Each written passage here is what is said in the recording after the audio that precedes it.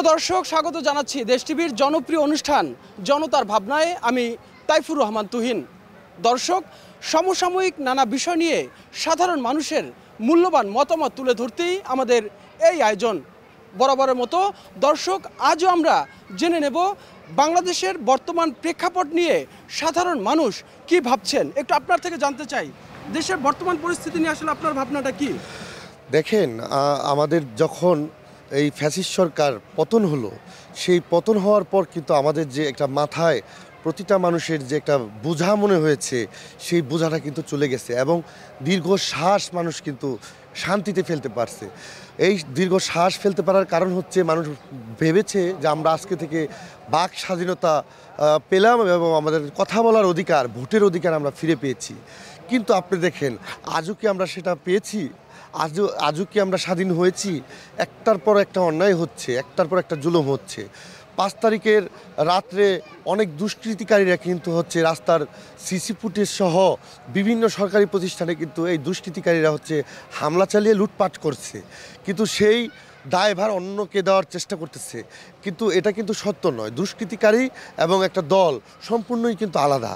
5 তারিখের পর আমরা আজকে ভেবেছিলাম যে আজকে আমরা সোনার বাংলায় আমরা পরিণত হব এবং আমরা স্বাধীন হব, কিন্তু আমরা দেখতে পাচ্ছি যে প্রশাসন কিন্তু আমাদের এখনও দুর্বল। প্রশাসন এখনও কিন্তু আমাদের স্ট্রং হয় নাই এবং সেই কারণে কিন্তু দুষ্কৃতিকারীরা ডাকাতি সহ, চুরি ছিনতাই সহ বিভিন্ন ধরনের অপকর্ম করে আসছে এবং এটা কিন্তু প্রতিনিয়তই করছে। তাই আমরা বলতে চাই যে এই ধরনের আমরা এখনও আতঙ্কে আছি, কারণ যেই পর্যন্ত আমার মনে হয়, ব্যক্তিগতভাবে আমার মনে হয় যে কোনো একটা সরকার না আসা পর্যন্ত এই অবস্থার পরিবর্তন হবে না। আমরা কিন্তু সংস্কারও চাই। কেন সংস্কার চাই? আমরা চাই না যে পরবর্তীতে এই বাক স্বাধীনতা কেউ যেন হারায়। তাই যদি হচ্ছে কেয়ারটেকার সংস্কৃত হয়ে সেটা কিন্তু দ্রুত করতে হবে। সেটা দ্রুত করে একটা সরকার মানুষের দ্রুত সংস্কার করে এই কেয়ারটেকার সরকার মানুষের অধিকার ফিরিয়ে দিবে এবং জনগণ যাকে মন চায় তাকেই যেন ভোট দিতে পারে, এরকম একটা নিয়মে হচ্ছে করতে হবে।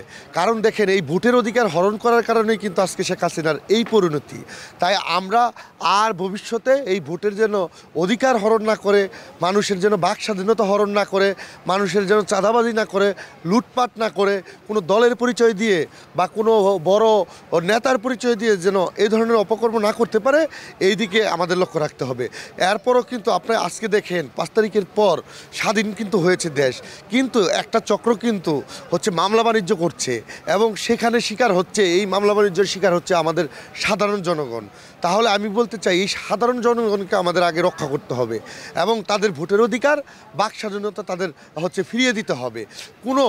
কোনো নেতাই, যে কোনো দল মত নির্বিশেষে সকল জনগণকে আমরা শান্তিতে দেখতে চাই এবং সেটা দ্রুত সংস্কার করে এবং দ্রুত একটা সরকার নির্ধারণ করে। দেশের বর্তমান প্রেক্ষাপটে আপনার ভাবনাটা কি? আসলে আমাদের দেশে বর্তমান যে অবস্থা, তাতে করে আমাদের যে এই দেশ 5 তারিখের যে স্বাধীন হওয়ার পর আজও পর্যন্ত আমরা যে দীর্ঘ নিঃশ্বাস, যে মন থেকে যে নিঃশ্বাস ফেলবো, সেই নিঃশ্বাসটা আমরা ফেলতে পারতেছি না। এখনও পর্যন্ত এই স্বৈরাচারী সরকারের যে দোসররা আছে, এখনও পর্যন্ত ঘাপটি মেরে দিক সেদিকে আছেন। তারা এমন একটা ভাব নিয়ে চলতেছে এখনও পর্যন্ত যে এই দেশটাকে আবারও একটা কিছু করবে, আবারও এই দেশটার মধ্যে একটা স্বৈরাচারী কোনো কিছু করবে, সেরকম একটা প্রতিক্রিয়া এখনও জায়গায় জায়গায় তারা চালাচ্ছে।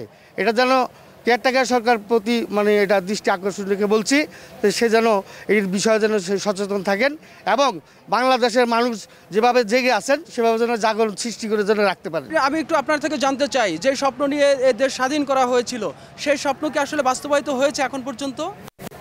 আমরা হিন্দু মুসলমান সবাই একত্র আসি, আমাদের কিন্তু দেশে গণ্ডগোল হয় নাই। ডাইনে বা ওই অনেক লোকই ডাইনে এই গণ্ডগোল হইতেছে, আমাদের দেশে কিন্তু গণ্ডগোল নাই। আমরা সুস্থভাবে আসি, কিন্তু নির্বাচন হয়ে গেলে আমরা এই দেশের লোক শান্তি পাই বা অন্য দেশের মানুষের শান্তি পাইব। এই ইলেকশনের লেগে অনেকজন অপেক্ষা রয়েছে। এই ইলেকশনের লেগে ইলেকশন হয় না দেখে অনেকজন অনেক কথা কইতাছে। এইটুকুই আমার সীমানা শেষ। আচ্ছা, একটু আপনার থেকে জানতে চাই যে আসলে নির্বাচনের কথা বলছেন, আসলে কি নির্বাচন এখন জরুরি নাকি না একটা ভালো সংস্কার জরুরি? হিসাবে তো নির্বাচনই তো জরুরি। তার কারণ হলো উনি তো অস্থায়ীভাবে আছেন, কিন্তু একজন স্থায়ীভাবে যদি একজন না হয় তাহলে দেশ পরিচালনা কিভাবে শুষ্ক শান্তিভাবে হবে এটা তো সবাই জানে। আমার হিসাবে একজন নতুন সরকার আইলে যদি শুষ্ক নির্বাচন দিয়ে একজন ভালো সরকার আয় তাহলে দেশের মনে হয় যে একটু ভালো উন্নত হবে। এখন যারা নির্বাচন মানে বাংলাদেশের রাজনীতি করছে তাদের মধ্যে কি আসলে এই দেশের পরিবর্তন আনার মতো কারো আছে? আপনার কি মনে হয়? যারা রাজনীতি করতেছেন বর্তমানে এটা তো অস্থায়ী রাজনীতি, এটা থাই না। অরিজিনালরা ভাবে রাজনীতিতে কাজ যাইব কি আসবো সেটা তো এখন পর্যন্ত আমরা বলতে পারি না। যদি একটা নির্বাচন হয়ে যায় তারপরে বলা যাইব। আপনার থেকে জানতে চাই যে আসলে কি নির্বাচন জরুরি নাকি না সংস্কার, কোনটা চান? নির্বাচন এখন বর্তমানে নির্বাচনটাই জরুরি। এখন যে সরকার আছে ওনার দ্বারা এখন এই বাংলাদেশ এইভাবে চলাটা ঠিক না। কারণ এখন যে পরিস্থিতি রাস্তাঘাটে এখানে ওখানে মানে সব জায়গায় হাটে বাজার মানে সব জায়গায় একই অবস্থা, মারামারি ধরাধরি চলছে। এইগুলো না হয়ে যদি একটা নির্বাচন দেয়, সুস্থ একটা নির্বাচন হইলে তাইলে সবার জন্য আর কি ভালো। যত মানুষ আছে বাংলাদেশে যারা নাগরিক আছে এর মধ্যে এইটাই আমি মনে করি যে এইটা সবচাইতে বেটার হবে, যে মনে করেন সুস্থ একটা নির্বাচন দিলে এইটাই আমার দ্বারে সবার দ্বারে ভালো হইব, যে সুস্থ একটা নির্বাচন। এখন তো দেশ ভালো চলতেছে। দেশ ভালো চলতেছে, দেশ ভালো চললে তো প্রশাসন আসছে না। একজনের কল দিলে একটা বিপদ হইলে প্রশাসন আসছে না, আসার কথা বললে হারা আসতো না, কিছু না। তাইলে এইটা একটা কোনো দেশের হইলো, দেশে প্রশাসন চালায় দেয়, সেই প্রশাসন যদি না আসে তাহলে দেশটা চলে কেমনে? এখানে এইটাই হলে যে যাতে মনে করেন দেশটা ভালো চলে, আমরা এইরকম একটা সরকার চাই যে দেশ চালাক। এক সরকার যে দেশ চালাই গেছে উনি তো চলিয়েই গেছে, বেশ ভালো। এখন যারা আসবে এরা যেন দেশটারে ভালো করিয়া দেখে, ভালো করে দেখাশুনো করিয়া চালায়, এইটাই হলো আমাদের এই সবচাইতে এটা আমরা চাই যে যাতে ওরা ভালোভাবে চালায়। আমরা এই জন্য একটা নতুন সরকার চাই। একটু আপনার থেকে জানতে চাই যে স্বাধীন হলো আমরা ঠিকমতো স্বাধীনতা পাচ্ছি না। তাই আমাদের আবেদন যে কেয়ারটেকার সরকার আছে যে তারা যেন দ্রুত নির্বাচন দিয়ে যেন দেশে আইন শৃঙ্খলা যেন ঠিকমতো যে আমরা পাই, যার জন্য আর কি আমার আবেদন যে দ্রুত নির্বাচন দিয়ে আমাদের এলাকায় আর কি শান্তি শৃঙ্খলা যাতে আনার জন্য আমরা কেয়ারটেকার সরকারের কাছে আবেদন জানাই। তারা তো নির্বাচন দিতে চাচ্ছে, সংস্কারের পরে নির্বাচন, তারা বলছেন সংস্কার করে নির্বাচন। আপনার মত কি? দ্রুত নির্বাচন দিলে দেশে মানে এখন চলতেছে অনেক কিছু মানে এগুলা হইতেছে না, যার কারণে দ্রুত নির্বাচন দেওয়ার জন্য আমরা কেয়ারটেকার সরকারকে আবেদন জানাচ্ছি। যে এই সরকার তো চাচ্ছে যে একটা নির্বাচন দেবে, তবে সংস্কারের পরে আপনার ভাবনাটা কি আসলে? আমরা এখন এই দেশে বাস করি, স্বাধীনতা হয়েছি, স্বাধীনতা হওয়ার পরও তো আমরা স্বাধীনতা পাই নাই। কেন পাই নাই? আমরা জনগণ কেন নির্যাতিত হইতেছি? আমরা কেন? এখন আমরা এই সরকারের কাছে দ্রুত নির্বাচন আমরা চাই। আমরা এই বাংলাদেশের আমরা শান্তি চাই। কেন আমরা জনগণের তো কষ্ট আমাগো আর পিঠও মানে না, আমাগো সামনেও মানে না, কোন দিকে আমরা জনগণ যাব? এখন আমরা দ্রুত আমরা নির্বাচন চাই। এখন গত 17 বছর তো আসলে নির্যাতনের শিকার হয়েছেন, এখন তো এই সরকার বলছে যে আসলে সংস্কার করে তারা নির্বাচন দেবে, এতটুকু এটাকে আপনি কিভাবে দেখছেন? এই 17 বছর আপনার যেভাবে আমরা জনগণ নির্যাতিত হয়েছি, না কথা বলতে পারছি, না আমরা কোনো কিছু করতে পারছি, আমরা নিরীহ জনগণ যারা, আমরা কিছুই আমরা বলতে পারলাম না, কিছুই আমাকে স্বাধীনতা পাইলাম না, কোনো কিছুই আমরা পাইলাম না। এই দেশের ভিতরে আমরা বাস করি। এটা কোন দেশ? কেমন দেশ এটা? এই দেশে আমরা একটা দূরত্ব একটা আমরা শান্তি আমরা চাই, আমরা সুন্দর একটা আমরা মানুষ চাই এই দেশের ভিতরে। সুন্দর মানুষটা আইসা যাতে আমাকে শান্তি দেয়, আমরা সেই কামনা করি। এই সরকারের বর্তমানে যেই সরকার আছে এই সরকারের কাছে আমাকে কাকুতি মিনতি আমাকে আমরা জানাইলাম, দ্রুত নির্বাচন আমরা চাই। প্রিয় দর্শক, এ পর্যায়ে নিচ্ছি আমরা একটি ছোট্ট বিজ্ঞাপন বিরতি, সাথেই থাকুন। বিরতির পরে আবারও স্বাগত জানাচ্ছি আপনাদের প্রিয় অনুষ্ঠান জনতার ভাবনায়। দর্শক, দেশের বর্তমান পরিস্থিতি নিয়ে সাধারণ মানুষ আর কি ভাবছেন চলুন শুনে আসি আমরা। যে সবাই নির্বাচন চায়, আপনি কি নির্বাচন চান কিনা না সংস্কার জি চান আগে? জি আমরা আপনার দেশ স্বাধীন করেছি, ঠিক আছে, আমরা অতি দ্রুত নির্বাচন চাই, আমরা বাক স্বাধীনতা পাচ্ছি না। এখন তো বাক স্বাধীনতা হরণ করার মতো কেউ নাই, ঠিক আছে, আওয়ামী লীগের কিছু দোসর আছে, ওরা চারদিক দিয়ে মানুষকে জ্বালাতন করতেছে, এই জন্য আমরা দ্রুত নির্বাচন চাই। নির্বাচন দিলে কি আপনার বাক স্বাধীনতা ফিরে আসবে? হ্যাঁ, নির্বাচন দিলে নতুন সরকার আসবে, তারা আমাদের বাক স্বাধীনতা ফিরিয়ে দিবে, এটা আমরা আশা করি। আওয়ামী লীগের সরকার পতন হওয়ার পরে এদের মধ্যে যারা একটু মাথা তোলা ছিল এরাই কিন্তু এখনও বিশৃঙ্খলা করতেছে। কিন্তু বর্তমানে চেয়ারপারসনের কাছে আবেদন আমাদের এটাই, যাতে উনি এটা দ্রুত তাড়াতাড়ি একটা সংগঠনমূলকভাবে এটা সামনের দিকে আগায়া এটার মানে যে একটা পরিবেশ ভালো পরিবেশ সৃষ্টি করে, এটাই আমরা আশাবাদী। মনে করেন যে মানুষ খুবই একটা অসুবিধার বিরাজ করতেছে আর কি। আপনার কাছে প্রশ্ন, সবাই প্রশাসনের কথা বলছে, প্রশাসন কাজ করছে না, আমরা দেখছি প্রশাসন সংস্কারের কাজ চলছে, এর মধ্যে পোশাক পরিবর্তন। আসলে এই প্রশাসন সংস্কার কি পোশাকের মধ্যে থাকবে নাকি না, আসলে কি পরিবর্তন করা উচিত? পরিবর্তন বলতে হচ্ছে আপনার যে দেশে যেন কোনো বিশৃঙ্খলা সৃষ্টি না হয়, ওইভাবে প্রশাসনকে ভালোভাবে দিক নির্দেশনা করতে হবে, যেন আগে যেরকম 17টা বছর যে মানুষ হয়রানিতে ছিল ওই রকম যেন হয়রান না হয়, সবাই যেন শান্তিভাবে বসবাস করতে পারে। আর নির্বাচনটা যদি দ্রুত দেয় তাহলে হচ্ছে আমরা বাইরের দেশের থেকেও আমরা অনেক সাপোর্ট পাবো, যা এখন পাচ্ছি না। নির্বাচনটা অতি দ্রুত দেওয়া উচিত, এটাই আকুল আবেদন। আসলে পোশাক তো বড় কিছু না, সবচেয়ে বড় হচ্ছে দায়িত্ব কর্তব্য, দেশের প্রতি একটা ভালোবাসা বা জনগণের যে একটা সেফটি একটা সিস্টেম, সেটা পুলিশ দেখবে, তাই না? আমরা তো পোশাকটা দেখতে যাবো না, আমরা দেখতে দায়িত্ব। এই জন্য আমাদের ঠিক মতো তোমরা মানে কেয়ার করতেছে কিনা পুলিশ, তাই না? এটা আমাদের মূল। আমরা পোশাক দিয়ে করবো, চাই আমার দায়িত্ব, পুলিশের প্রতি একটা ভালোবাসা আমাদের প্রতি, তাই না? যেন হয়রানি বিনা কারণে যেমন আগে আপনার হয়রানি করতো পুলিশে, মানুষ কিন্তু মনে করেন যে 5 তারিখ আগ পর্যন্ত পুলিশে বকতো, করতো, দেখতে পারতো না। কিন্তু কেন পুলিশে বুকবো কেন? ওনারা আমাদের দেখে রাখে, আমরা ওনাদের ভালোবাসবো। আমরা চাই না যে কোনো কারণে মানে মন খারাপ হোক বা এই হোক, তাই না? আমাদের দায়িত্ব এটাই, পোশাকে আমাদের কোনো না।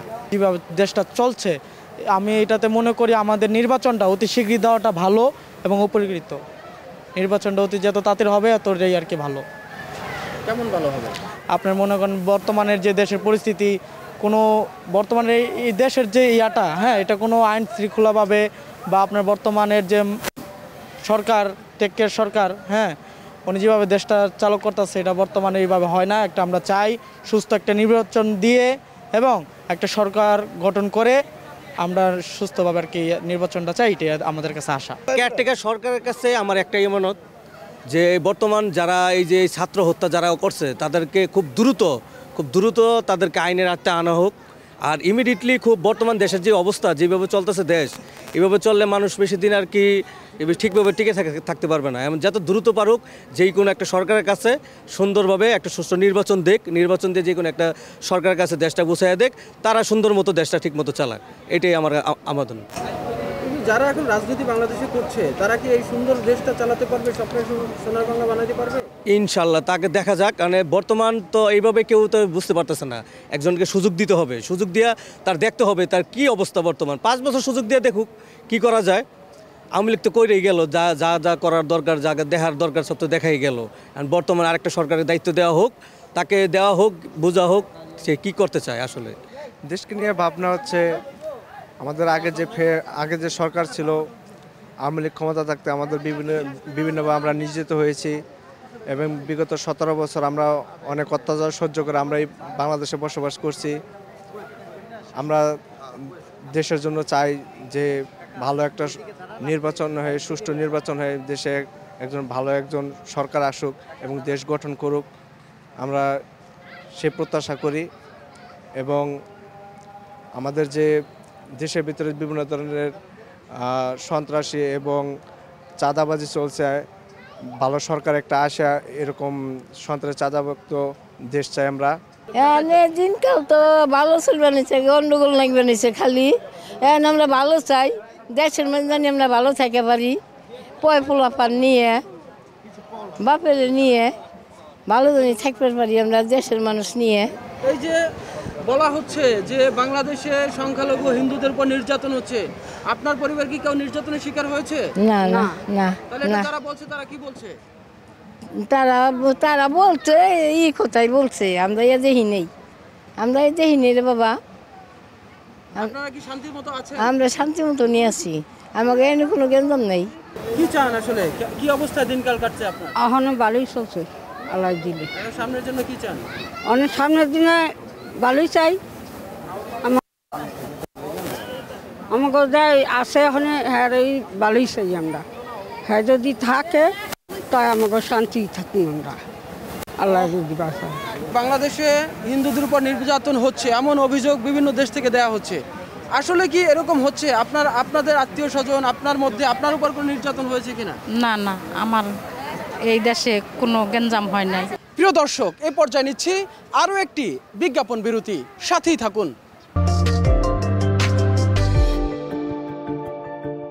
বিরতির পরে আবারও স্বাগত জানাচ্ছি। দর্শক চলুন আরও কিছু মূল্যবান ভাবনা শুনে আসি আমরা। কিছু জরুরি সংস্কারও প্রয়োজন, আবার হচ্ছে নির্বাচনটাও জরুরি প্রয়োজন। যে আগের ফ্যাসিজমকে আমরা যদি পুনরাবৃত্তি করি তাহলে তো এটার কোনো নির্বাচনে কোনো আমার আশানুরূপ ফল দিবে না, বা হচ্ছে একটা নতুন বাংলাদেশের যেই আমাদের যে প্রেরণাটা সেটা কিন্তু আমাদেরকে প্রতিফলিত হবে না। কাজে আমি বলবো যে একদম জরুরি যেসব জায়গায় সংস্কার প্রয়োজন, যেমন নির্বাচন কমিশন থেকে শুরু করে তারপরে এই যে সংস্কার কমিশনগুলোর যেই রিপোর্ট যে জমা দিয়েছেন প্রধান উপদেষ্টার কাছে, সেই রিপোর্টগুলো যেন খুব দ্রুতই বাস্তবায়ন করানো হলে তারপরে যেন দ্রুত নির্বাচন দেওয়া হয়। তবে সেই ক্ষেত্রে যদি আপনি টাইম ফ্রেমের কথা বলেন তাহলে আমি বলবো যে এই বছরের আমি পার্সোনালি মনে করি যে এই বছরের ডিসেম্বরের মধ্যে নির্বাচনের আয়োজন করা উচিত, এবং সংস্কারের যেই প্রস্তাবনা এসেছে সেটা দ্রুত বাস্তবায়ন করেই তারপর নির্বাচনের জন্য পদক্ষেপ নেওয়া উচিত। পার্সোনালি আমার কথা বলি তাহলে আমি ফুললি স্যাটিসফাইড না। আমার মতে আরও বেশি হওয়া প্রয়োজন ছিল, কারণ ডক্টর ইউনূস সাহেবকে প্রধান উপদেষ্টা করা হয়েছে বা আমাদের ছাত্র উপদেষ্টারা কিছু এখানে আছেন, যদিও সবাই নাই, তো সেই হিসেবে আরও বেশি হওয়া উচিত ছিল। হয়তো বা আমলাতান্ত্রিক জটিলতা বা বিভিন্ন কারণে এই জিনিসটা পসিবল হয়ে ওঠে নাই, কিন্তু আমরা চাচ্ছি যতদিন এই সরকার আর ক্ষমতা আছে তার ভিতরে যেন আরও মিনিমাম সংস্কার, মানে যতটুকু করা পসিবল আরও, যেই বিষয়গুলো যদি সংস্কার না করে, যদি একটা রাজনৈতিক দল ক্ষমতা আসে তারা যেন মানে আগের সেই রেজিমটা যেন চালু না করতে পারে, অতটুকু সংস্কার করা প্রয়োজন বলে আমি মনে করতেছি। পার্সোনালি যেটা মনে হয় আমলাতান্ত্রিক জটিলতা আমার সব থেকে বেশি ভাইটাল মনে হয় এই ক্ষেত্রে, কারণ এমন একটা সিস্টেম চালু করে রাখা হয়েছে যেই সিস্টেমের মাধ্যমে আপনি চাইলেও সব কাজগুলো করতে পারবেন না। একটা দপ্তর থেকে আরেকটা দপ্তরে ফাইল ঘুরানো বা এই কাজগুলো যে করা হয় এর কারণে আসলে এই বিষয়গুলো পসিবল হয়ে ওঠে না। আমার মনে হয় এখন পর্যন্ত আমলাতান্ত্রিক জটিলতা সব থেকে বেশি ঝামেলার বিষয় বা সংস্কারের অন্তরায়। কারণটা হচ্ছে যে আওয়ামী লীগের আমলে যে সমস্ত নিয়োগগুলো হয়েছিল পুলিশ, র্যাব, অন্যান্য সংস্থাগুলোতে, তারা তো আসলে আওয়ামী লীগের ক্ষমতা বলে নিয়োগ পেয়েছে। ছাত্রলীগের ক্যাডার বলেন বা আওয়ামী লীগের এমপি মন্ত্রী নেতাদের যোগ সাজেশে তারা নিয়োগগুলো পেয়েছিলেন।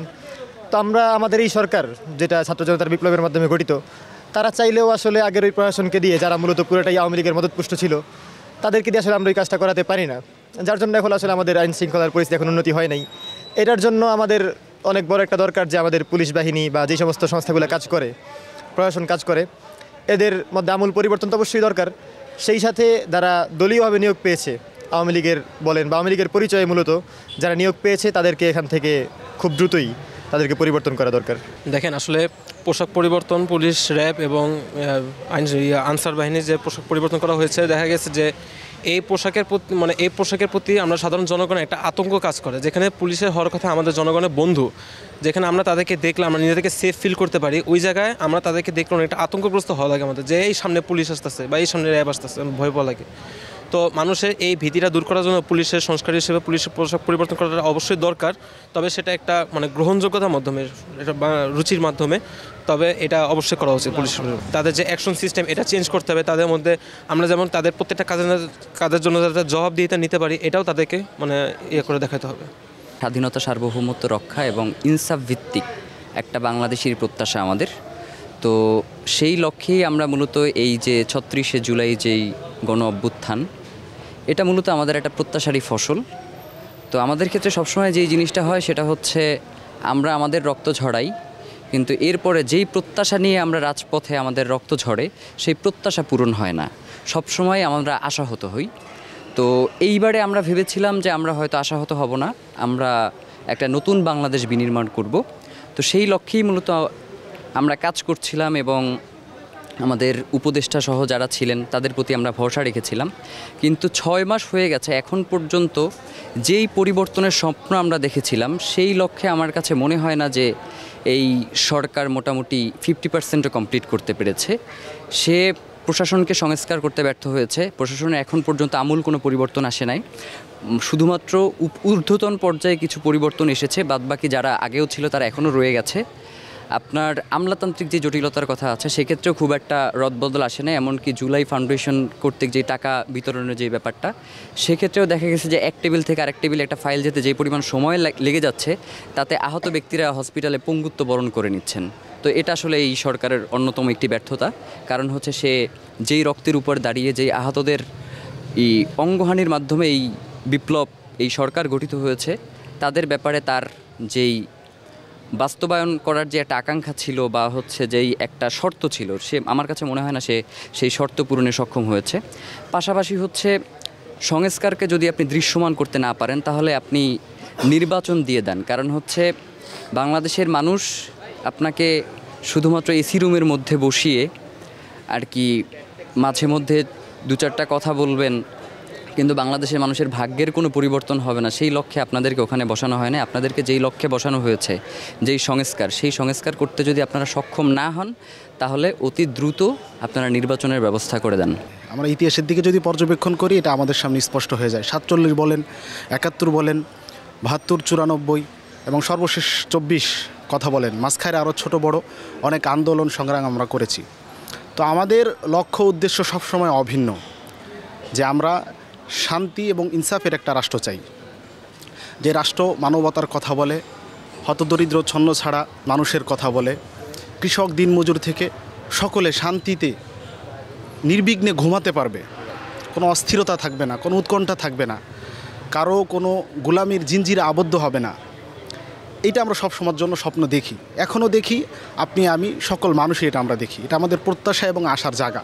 আমাদের রক্তের উপরে যে সরকার দাঁড়িয়ে আছে, আমরা সবসময় এটা আশা করেছি যে তারা আমাদের ম্যান্ডেট বুঝবেন।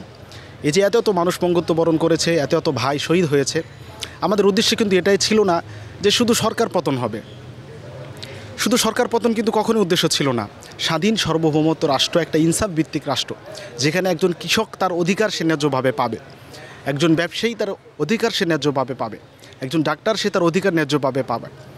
আদালতের দ্বারস্থ হলে, আইনের দ্বারস্থ হলে, সে ন্যূনতম যদি পথের ভিখারিও হোক, সে তার অধিকারটা, সে আইনের আশ্রয় নিলে সে তার অধিকারটা পূর্ণভাবে পাবে। কিন্তু আমরা যদি বর্তমান আইনের অঙ্গন বলেন বা চিকিৎসা খাত বলেন, আরও যেসব সিন্ডিকেটের কথা আমরা যদি এদিকে তাকাই, তাহলে কি আসলে আমরা সেটা দেখতে পাই? আমাদের যেটা স্বপ্ন, যেটা আমাদের ইচ্ছা ছিল, যার কারণে আমরা রাজপথে নেমেছি, বারবার রক্ত ঝরিয়েছি, সেটা কি আদৌ আমাদের অর্জন হয়েছে? বর্তমান সময়ই দেখেন যে ফ্যাসিস্টের তুলনায় এখনকার সময়ের সাধারণ মানুষের নিত্য প্রয়োজনীয় জিনিস সেগুলোর দাম কত বেশি। তো এটা তো আমাদের জন্য অবশ্যই হতাশাজনক। এরকম আরও কিছু বিষয় আছে যেগুলো নিয়ে কথা বললে আসলে আমরা খুবই হতাশ হই, এসব দিকে দৃষ্টি দিলে আমরা খুবই হতাশ হই। এটা তো আমাদের বাংলাদেশ না, এটা তো আমাদের স্বপ্নের দেশ না, যেটা নিয়ে আমরা স্বপ্ন দেখেছি।